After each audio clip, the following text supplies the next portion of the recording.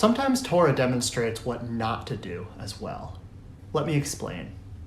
After reading for many weeks in Torah about the detailed instructions for building the Mishkan, or desert sanctuary, as well as a litany of commandments regarding the sacrificial service, finally we learned this week that the tabernacle was complete and Aaron and his sons, the priests, were ready to get to work.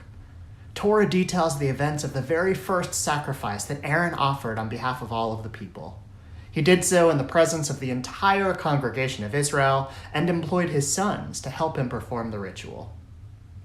Then, having just seen their father successfully carry out the first purgation offering, we read that Aaron's oldest sons, Nadav and Avihu, stepped up to the altar to offer a sacrifice of their own.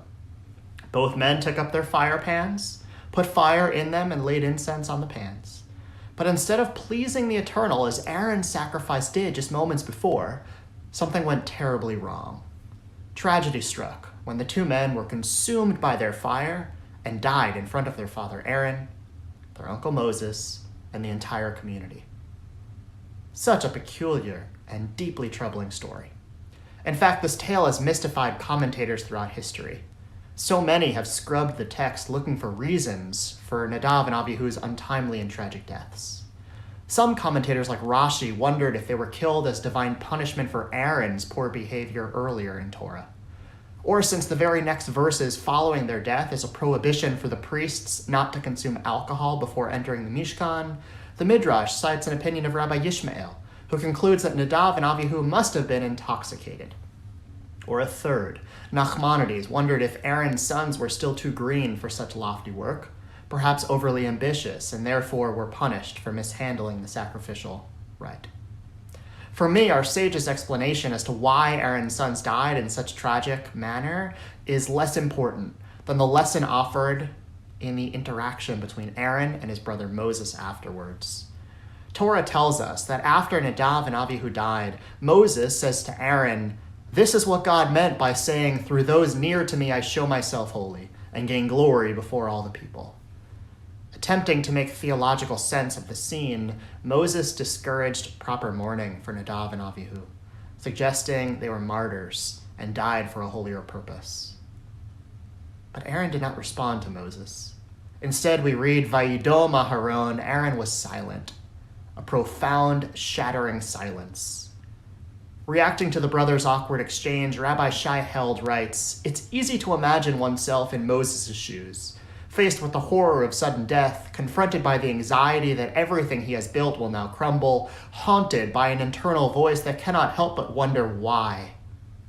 Moses responds by reaffirming a theological truth he believes can help him and Aaron make sense of this unendurable turn of events. But Aaron will have none of it. Implicitly, he reminds Moses and us that there are moments when theological explanations, whether compelling on their own terms or not, simply have no place. Many of us have been in Moses' shoes. It's not easy to find words to comfort a friend who has experienced a recent loss. Whether they share their sad news on Facebook or with you in person, it's hard to muster the right words of consolation in that moment. So we have stumbled, spoken words we later regret, offer explanations to what we know are unexplainable events. And worse, in our discomfort, we have failed to make space for the other to mourn. And so herein lies a lesson for us all, and an invitation for us not to do what Moses did, but the exact opposite. What if instead of speaking, Moses stood silently present by his brother's side, attuned to his brother's pain and prepared to listen for however he might be able to offer support? As the writer Blue Greenberg reminds us, the deeper human religious response is to be silent, to live with the contradiction, and to affirm that we need not force meaning into tragedy. Sometimes the deepest response of love is to be silent. A story is told in Talmud to demonstrate the power of being truly present for another in their pain. Rabbi Yochanan's student, Rabbi Chia bar Abba, fell ill. Rabbi Yochanan entered to visit him and asked about his suffering. Then Rabbi Yochanan said to him, "Give me your hand," and Rabbi Yochanan stood him up and restored him to health.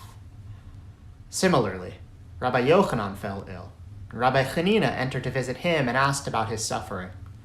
Then Chanina said to Yochanan, "Give me your hand." He gave him his hand, and Rabbi Hanina stood him up and restored him to health. The Gemara asks, why did Rabbi Yochanan wait for Rabbi Hanina to restore him to health? If he was able to heal his student, let Rabbi Yochanan stand himself up. The sages answer, a prisoner cannot generally free himself from prison, but depends on others to release him from his shackles. We too can help our friends and loved ones carry the burden of their grief, not by offering explanations for the suffering, but by offering our presence and a sturdy shoulder to support them in their pain.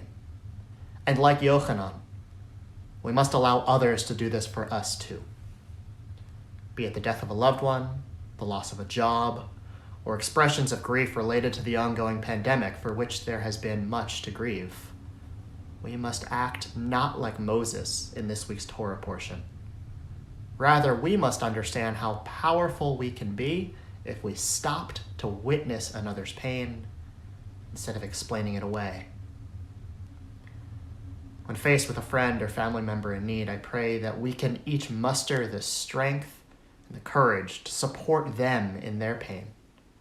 May we be agents of healing and comfort, not just with our words, but by our loving presence, and sometimes even our silence.